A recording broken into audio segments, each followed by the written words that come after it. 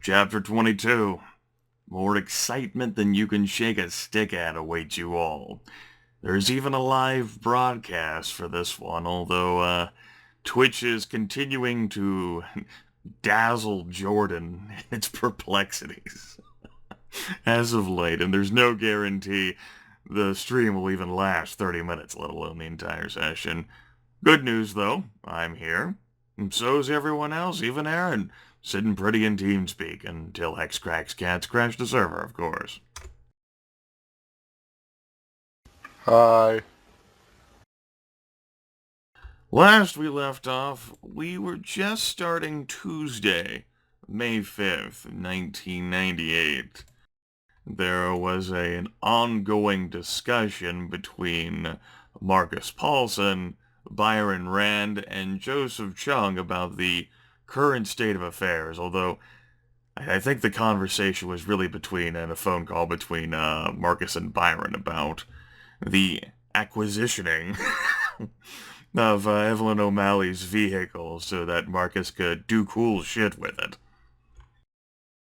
Yep.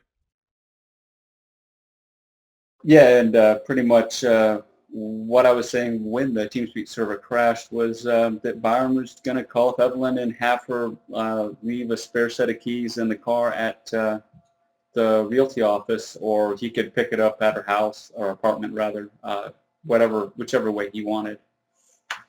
All right.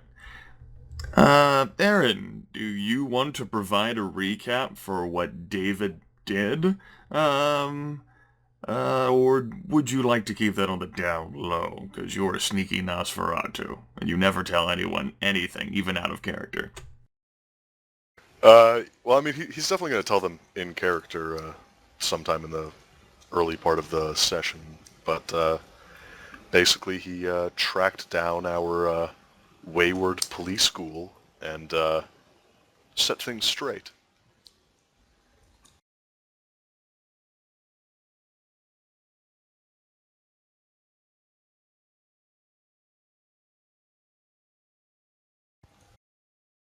Story over.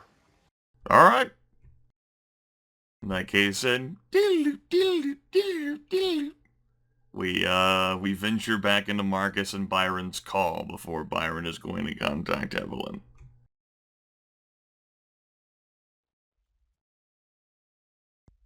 All right. Well, Byron finishes telling you he'll get the car to you. Where do you want it? Well, you can just leave it wherever. The real estate office. Well, I mean, the easiest thing would be to just go by Evelyn's place. What time is it? I can't even remember when we broke off. It was early evening, right? We're gonna Early. say, yeah. So yeah, you guys wake up around 10 p.m. and you're a little conversing and conversationing and waiting. We'll say, after you guys perform your nightly rituals when you arise, we'll say it's 10:20. Right. In that case, I would just say drop by Evelyn O'Malley's apartment. I mean, I'm sure you know where it is. I think you've been there several times. And I'll just call Evelyn and have her give you the keys. Should be no problem. All right. Sounds like a plan. All right. With that, Byron will hang up and he will call up Evelyn O'Malley. Byron has no trouble reaching Evelyn, and on account of the fact that Evelyn loves Byron more than it is possible for a human being to love anything, Evelyn readily agrees to Byron's request. Right. And all right. So the keys will be waiting there for you. I mean, if she was at the real estate office, well, who cares? I mean, basically just like call Marcus up and make sure he gets the keys, and that's where Byron's going to leave it. So if there are any complications, that's between Evelyn and Marcus at this point. If there are complications, I'm going to be surprised.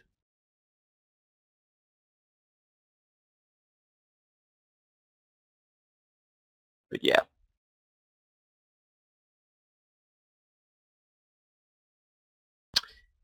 And if there's times willing, Marcus will, well, It's late in the morning, right? It's 10:20 p.m. You guys had just Okay. started this night right before we ended the session. All right. All right. In that case, Marcus will go to Astoria Estates to pick up the car.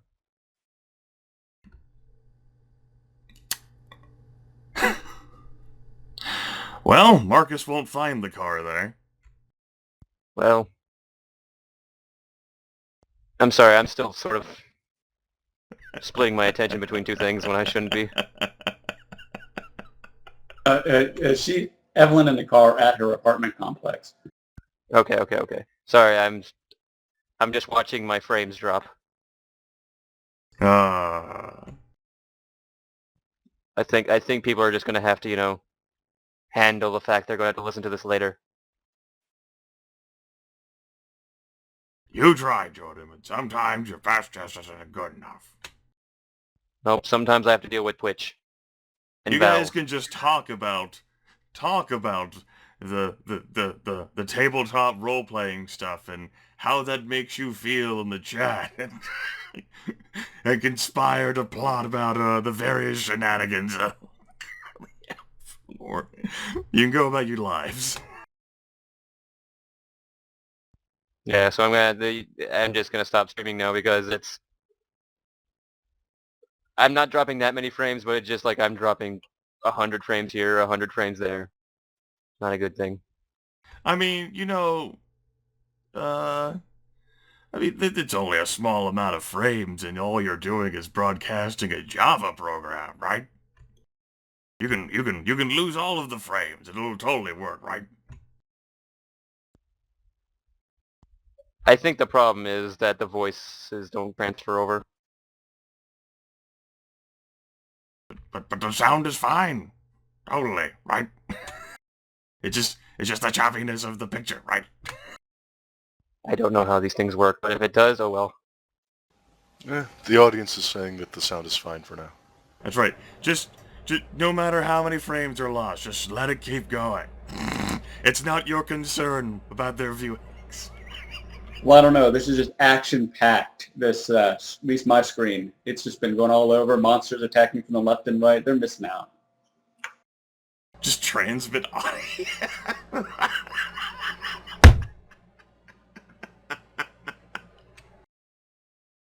Oh, great.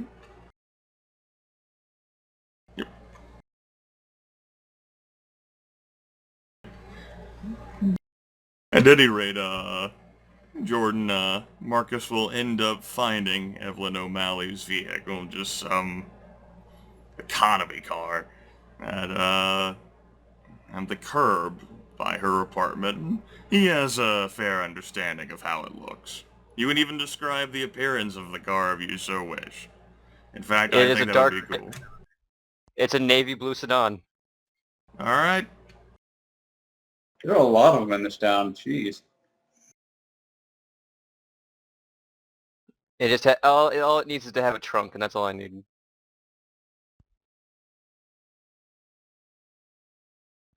Anyways, I'll thank Evelyn for lending me her car, and then I'm gonna immediately go trolling for muggers and stuff. Wait a minute, so Evelyn was the Sabbat bomber all along. The perfect inside man. Exactly. And Byron is the patsy, just not for many of you. It's Evelyn. Except for the third stage blood bond that Evelyn has to Byron. There's nothing wrong with this No, she has deduction. the unbondable merit. Yeah, I was just going to mention that. Yeah, she's unbothered. It's just an act. She is the best actress in New York, pretty much. That clever bitch. What will you do with this obviously accurate information?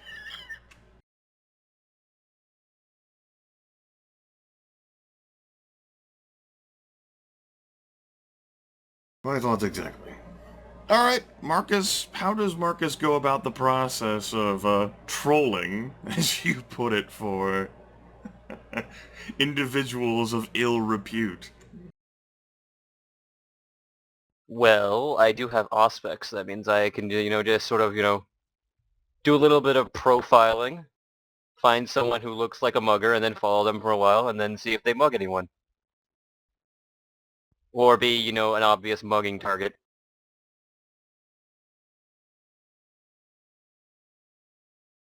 Okay. What about everyone else? Like David. Oh my god, David. What are you doing, lol? Well, let's see. Was I able to communicate to my new ghoul what responsibilities I would want him to fill? Sure. What responsibilities do you want him to fill, though? Basically, I just want to make sure that he, to the best of his ability, starts sort of steering police patrols in much the way that Vargas previously did to kind of bring our security back up again. Okay. He is a homicide detective, but of course, he still has some influence over the situation. Right, I'm not expecting him to provide the same, 3 dots of security that Vargas did, but...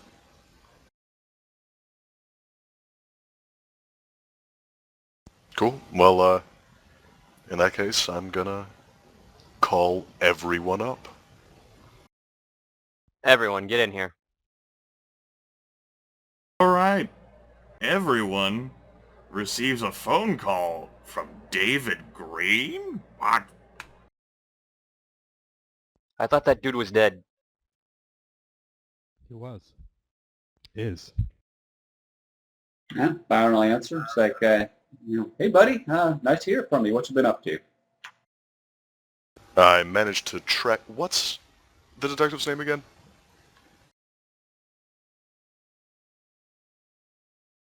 Ah, yes, Mr. Farnsworth.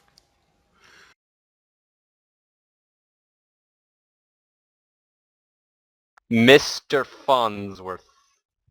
Alright, I managed to track down the good Detective Farnsworth. We now have a liaison within the police department again. He's not in any sort of position to go steering it the way that Vargas did, but we should have a bit more security in Astoria from tonight on.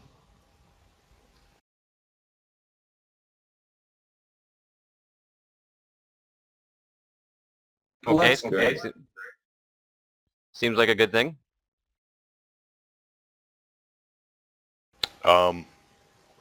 Sorry, I was incommunicado while I was doing my investigation. We just thought you were doing Nosferatu things. I mean, I pretty much was. Anyway, what's going on? You guys need help with anything? Nope. I don't need anything. I'm in a pretty good I'm in a pretty good spot. I've got things rolling. Byron doesn't at this time. I might need your help maybe in the next couple of days, depending on how me getting this ghoul in City Hall goes. Just to need someone to obfuscate, maybe. So either you or Joseph. However, at this moment, I don't think it'll be necessary. Alright, well, I'm happy to help out any way I can. I'll see about increasing our security further until then. If anything comes up, let me know. Will do. I don't know if Joseph might need your help with something. I don't know.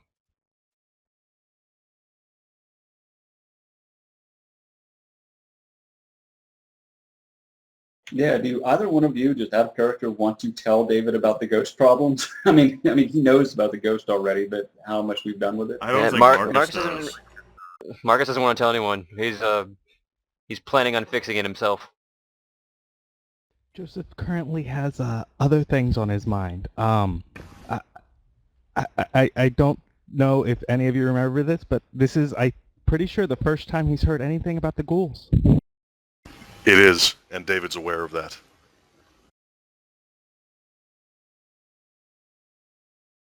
I honestly don't know how he'd react. I don't think he'd know how he'd react. I think he's just remaining absolutely dead silent. Yeah, and Byron has no idea how much the other two have told you. He mentioned that maybe they should bring you into the loop, but then he kind of dropped it and even didn't pay attention. Well, in that case, Byron will say, there was one thing that was odd. We found a secret room at the Majestic where we found 13 skulls with ribbons. We think a serial killer may have inhabited it sometime in the 50s or 60s, I think. Well, that would explain the ghost. How's that going, by the way?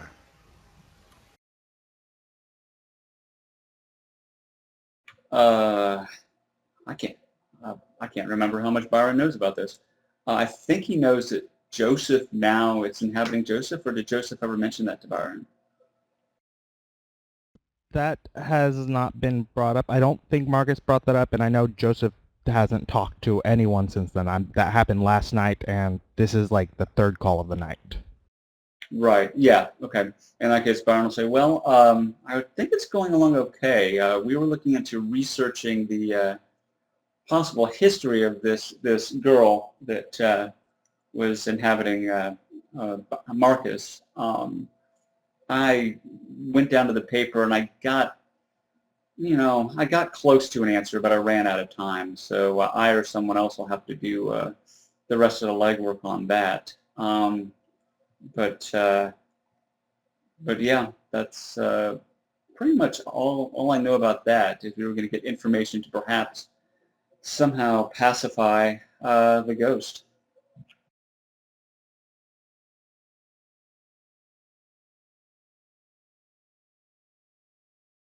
All right. I'd still feel better if we had some sort of expert on ghosts and exorcisms to consult with, but I wouldn't know who to go to that we could actually trust. I think Marcus is actually going to see someone tonight. He just asked to borrow Evelyn's car to go down there. Oh, really? Did you get an appointment set up with someone? Yeah, just someone through match. Don't worry about it. He's got what I need.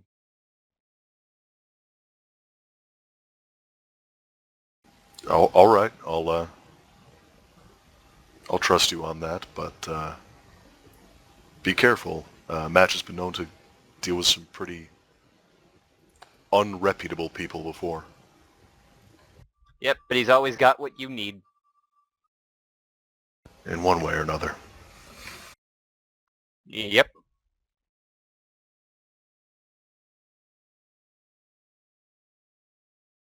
All right. Is that everything then? I think so.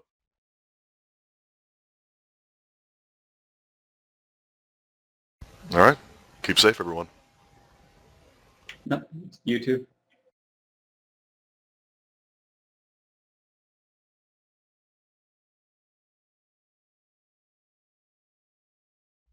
Click.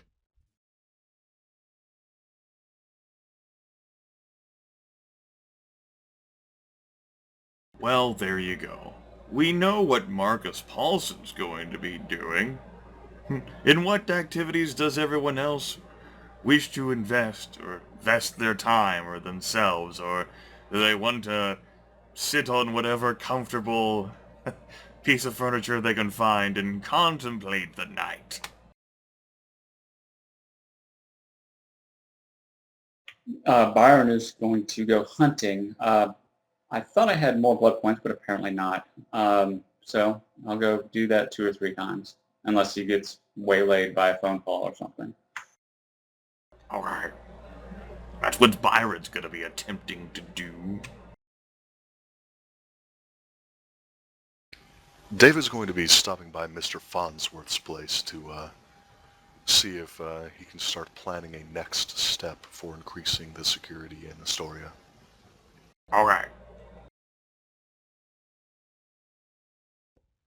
After smashing his phone, probably Joseph's going to be probably in his church wondering what to do next. Okay.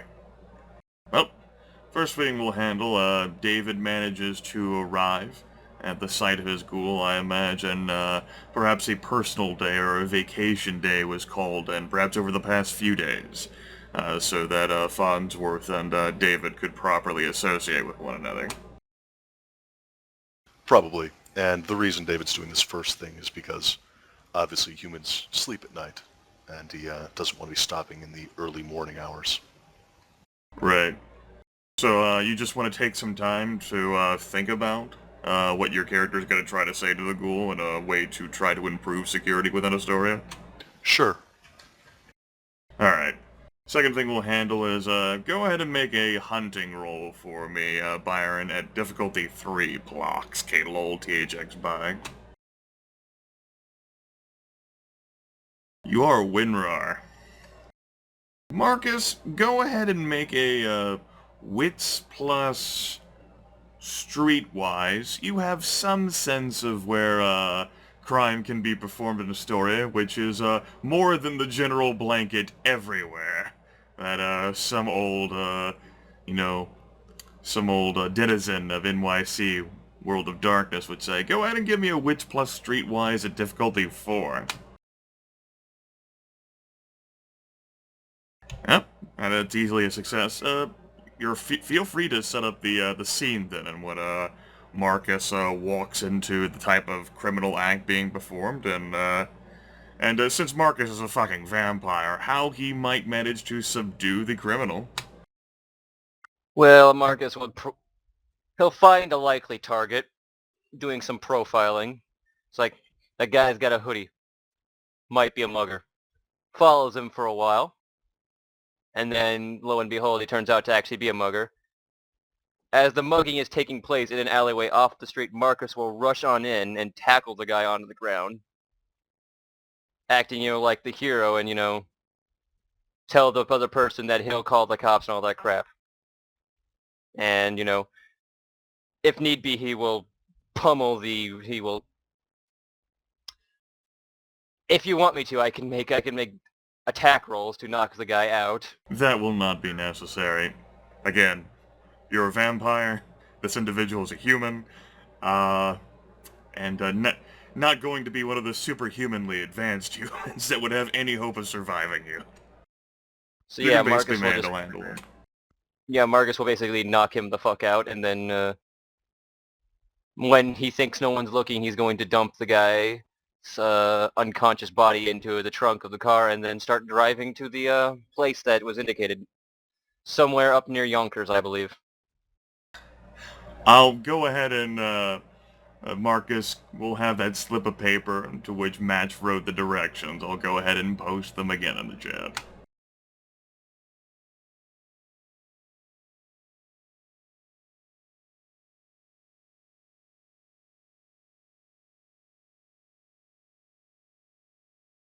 Anyway, a good Samaritan is readily welcome within the city, and Marcus certainly has no difficulty at all at this time of night making an individual disappear as he rides north.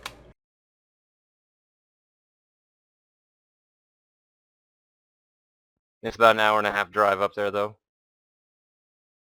Go ahead and make your other 2 hunting rolls for me. Byron. Same difficulty. Those are both successes. All right, well, I'm all full up then. It's going to take Byron around to 1 a.m. land. Darren, does David have any sort of concepts on what he'd like to try to tell the homicide detective to make Astoria a more secure place, a better place? Yeah. I mean, he already knows that Farnsworth is going to do his best to sort of steer things in the right directions now that he's sort of aware of the fact that there are supernatural threats out there. And, keep the party informed to, boost security in that way as well. But what David really might want to do now is to kind of spread a few people throughout the 114th. Maybe a dispatcher, maybe a beat cop, that kind of thing. Okay. And he's hoping he can get advice on different people he could acquire and the best avenues of approach.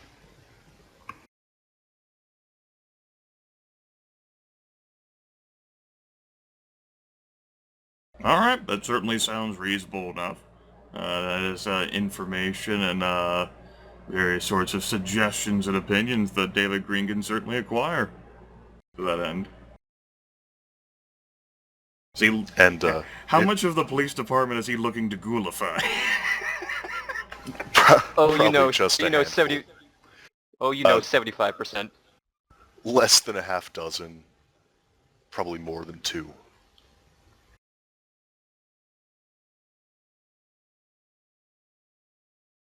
Just enough to kind of steer things in the right direction to keep their domain secure. It may, David has a sense, it may be difficult for him to, you know, sort of like if he has to have his individual hand in all of those ghouls for him to, I suppose, micromanage all of them. The idea is mostly to pick the right handful of people that he doesn't have to micromanage. He'll do the feeding, he'll keep in contact with them, but he won't be giving them nightly orders or anything. That's the idea, anyway. Alright.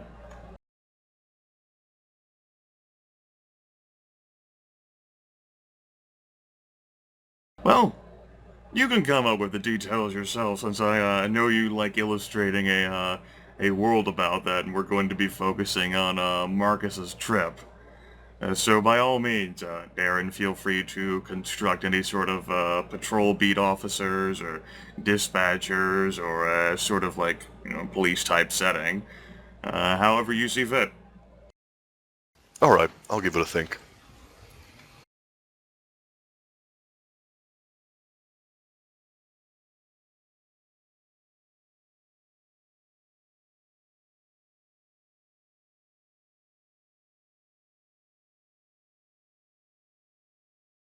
So, how does Marcus go about this drive? Does he listen to music? Is it just like dead silence? What's going through his head? There's still shadows there, twitching at the corner of his eye. He doesn't want to be listening to any music right now. He wants to know if the guy in the back, in the trunk, wakes up. Because if he does, he's gonna have to knock him the hell back out. And he also doesn't want any music to distract him in case, you know, things pop out and make him have to swerve. Marcus is familiar enough with human anatomy after all these years, and this individual did not seem to be a particularly stout fellow.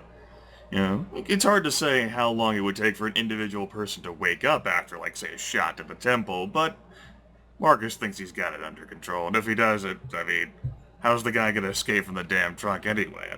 Unless he uses one of Evelyn's tools. Nah, he's probably not at start. It's completely dark. How's he gonna do that, right?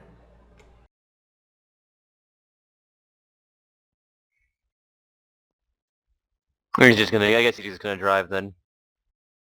I mean, I could turn the cabin light on, but, eh.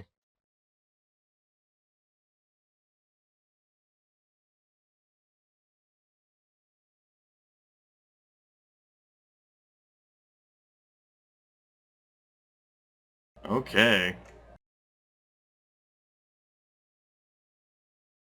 I'll go ahead and copy your token, because we're going to a new map. Woo!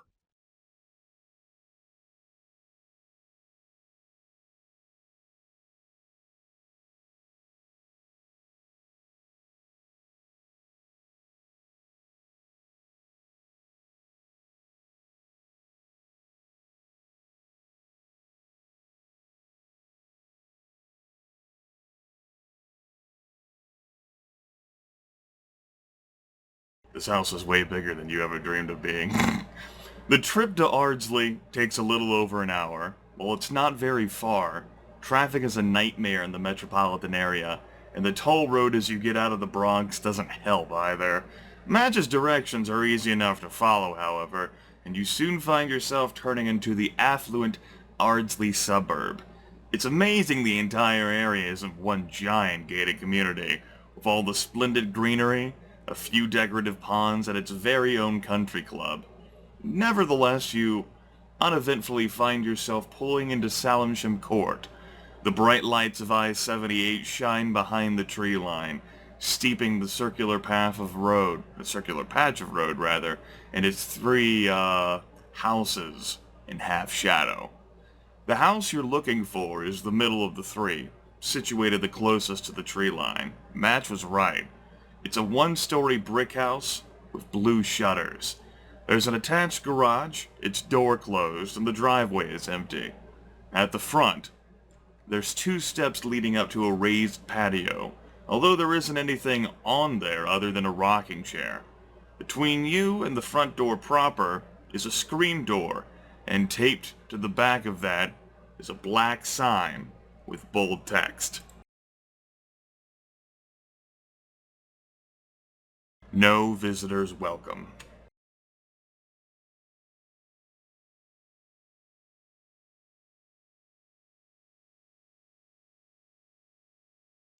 This must be the place.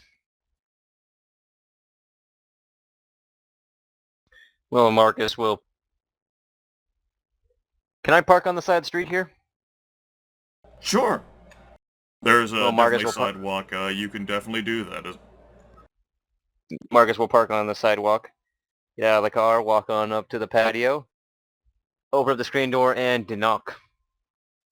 Approaching the door with all of his senses live, Marcus catches heavy odors of both saffron and incense. There is a dim light on the other side of one of the windows, and briefly glancing up at the roof as he makes his approach to the porch, he can see smoke rising from the chimney.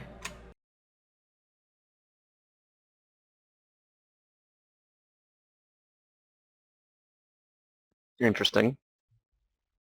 Now, I seem to remember I had to say Match sent me, correct? Match definitely sent you here, yes. Okay, making sure, because don't want to fuck that up. Gonna knock on the door inside the screen. Alright. There's a rustle of something, and then you hear, "Give me a minute." And eventually, after a minute, in fact, the door opens. Halfway, allowing you to peer inside just a little. Before you stands an old man, gaunt and gnarled, with hard pebbles peering at you beneath his furrowed brow. His face seems soot-stained, but as Marcus takes a closer look, it's not something on his face, but rather than the skin itself has dark colorations. His hair, albeit thin, is well kept, along with his mustache and goatee. Like his house, the man smells heavily of saffron and incense, the layers so thick that, despite the fact that you don't need to breathe, they still manage to tickle the interior of your nose. He is dressed in a dark, shapeless robe, without any markings or decoration. He's currently glancing at you, but his face softens after 2 seconds, and the eyes twinkle. "Ah, you must be Marcus." The old man is soft-spoken, and his lips don't move much. Yes, that's me. Match sent me here. Yes, yes. Please. Come in. Marcus will come in.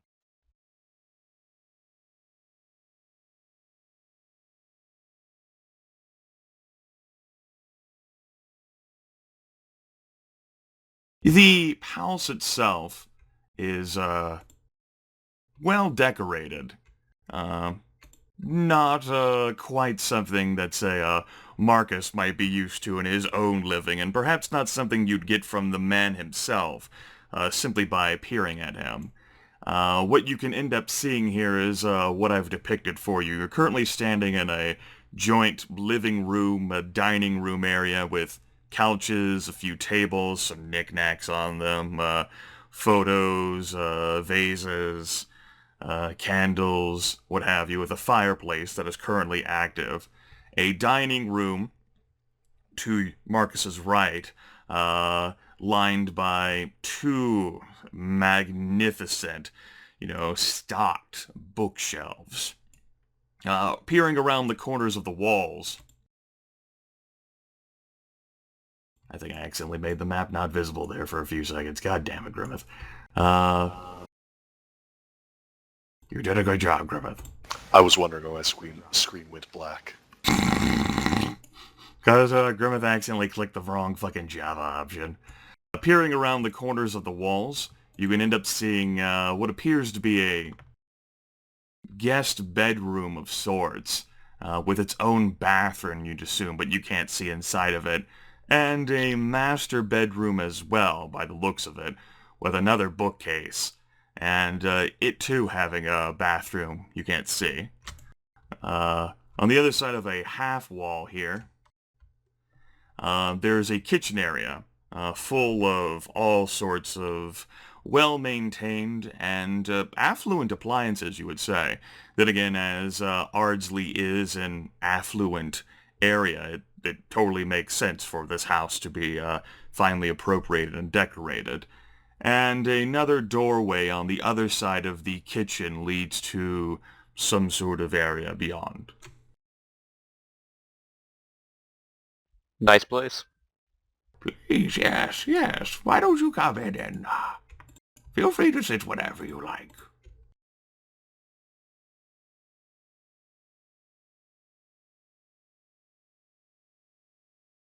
The soft-spoken old man eases himself onto the nice, plush, comfy, cozy couch, and Marcus just notices that his couch is the same. Supple and comfortable on his cold, dead skin.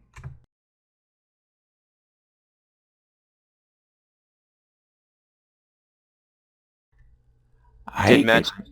Go ahead. Match did not tell me anything other than that you would not be a waste of my time, and most certainly I can see it on you. The vapors, the presence, the scent. You truly have had yourself an encounter. Why don't you tell me about it as much as you know? Well, as much as I know about the ghost, it's a ghost of what I think is a 6-year-old girl who apparently had her throat slit. We found her, she was haunting the Majestic Theater down in Queens. And she has abandonment issues. And she's making me see things.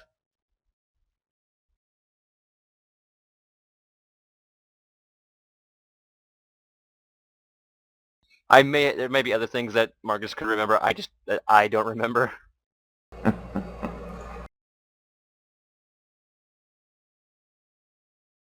He nods and says, I see, I see.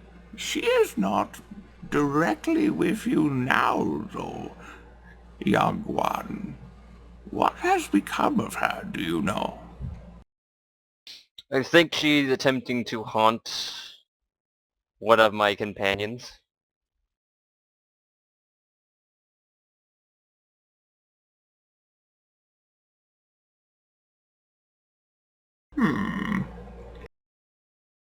Would you happen to know her name?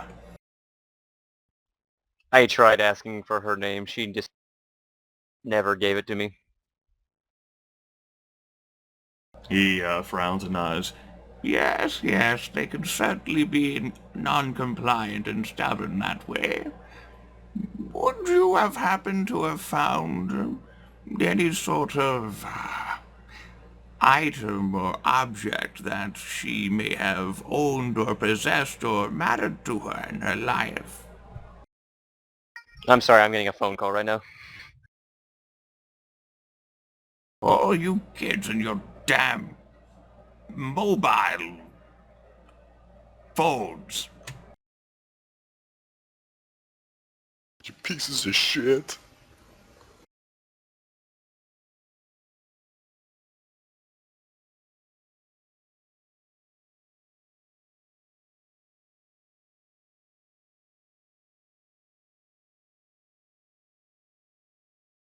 Okay, I'm back. It was just my parents wondering what I was doing. What are you doing with your life? Sitting on my ass on the internet. Pretending to be a vampire. Like, oh my god, seriously. By chance, did you manage to find any item or object that would tie this mortal world unto her? Well, does Marcus know about the skulls? Yeah. Yes, you were told after the fact, along with the scarves. You didn't see them yourself, though. But you definitely do know about them. Well, we might have found in the Majestic a bunch of my companions found a hidden wall, and on the other side of the wall was some skulls, children's skulls with scarves attached to them.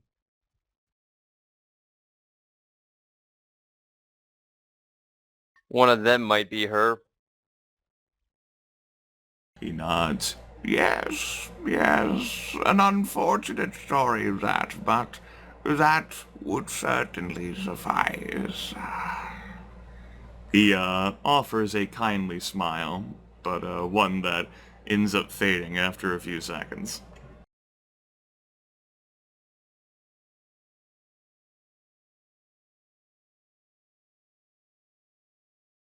Now, in order for me to deal with this manifestation, how much do you know about ghosts, young one? I know a bit, but I'm no expert. In that case, I'll get to the point.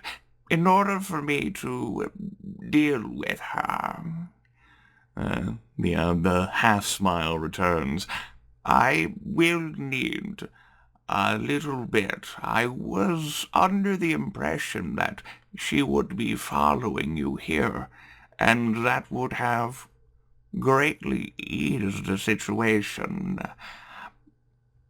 To be blunt, I must either know her name or be able to have her here through whatever means you can lure her.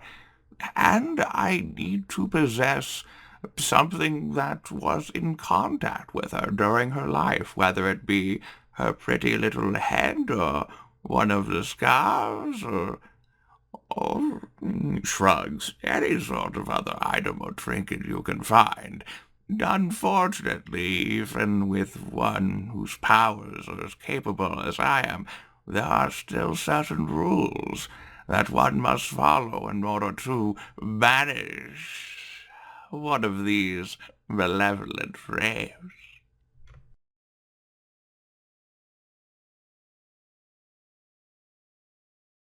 All right. Seems I have some work to do. Certainly, certainly. Once you have managed to get either a name or her presence with you personally, along with an item of interest to her, and not just you, young one, you may feel free to return. You can leave your payment here with me. The half-smile remains on the wrinkled lips. All right. Anywhere in particular I should put it?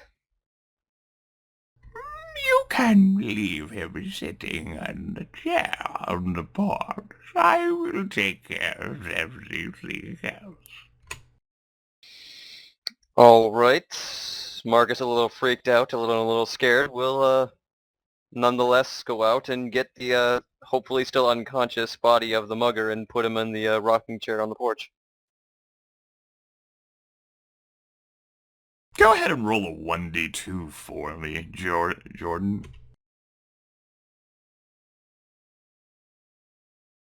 Yeah, he's still unconscious. You have no difficulty at all relocating him to the chair.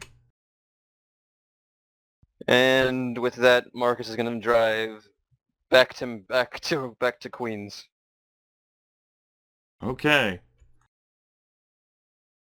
Let's go ahead and have a conscience roll at difficulty 8 for this situation. Judging by what Marcus can sort of reason out,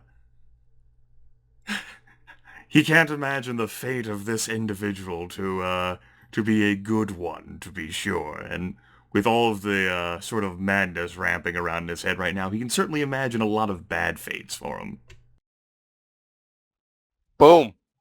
Marcus easily manages to justify the entire situation. You can explain the process by which Marcus manages to do so. Easily. Well, since this is the world of darkness, and this is a mugger, so it's quite likely the guy was also some sort of, high on something illegal. And people who are addicted to drugs, and this is the world of darkness I'm talking about, more inclined to do more crime. So in a way, Marcus has lowered the crime rate. That's the way he's justifying it to himself. He took one bad egg off the streets. He just made Astoria better. I'm a hero. No, I'm not. He made Astoria better and got rewarded for it. Boom. All right. Marcus leaves the old man behind and begins returning to New York. Which Marcus isn't going to be getting back until like 2:30 in the morning. Which leaves other individuals with a few hours of their own to do however they see fit. As David is continuing to plot his courses of action, and Aaron continues to think about the police, I assume. Think. That's right. Joseph is doing creepy Malkavian shit. Is that going to change, Sean, or is he just going to continue to do that? No, he's just gonna do creepy cut Malkavian shit. All right, and Byron. Byron has satiated his current pangs, but they always return. I'm going to say that the last cute girl that he fed on happened to be a student at a community college or something. I don't know. And so he's near there. He's going to go in there and pick up a brochure for classes and then head home. All right. All right. Byron got the glimmering taste of fear and despair as the ensuing crush of exams hit him. Then it vanishes. Damn blood. Oh, man, he does not miss that sense. Of course, well, he didn't study much in college anyway. I don't know if he had much stress.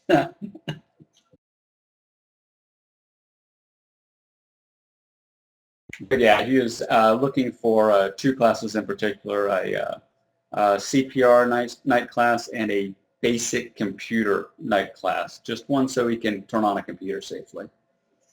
Without having to read Evelyn's notes. Exactly. Okay, press the button. Which button? Which fucking button? Press any key to continue. Well, which one's the any key? Like, I would just love to see a vampire frenzy because he gets so frustrated with a computer. No, that's the restart computer button. No, that's the floppy disk drive button. No.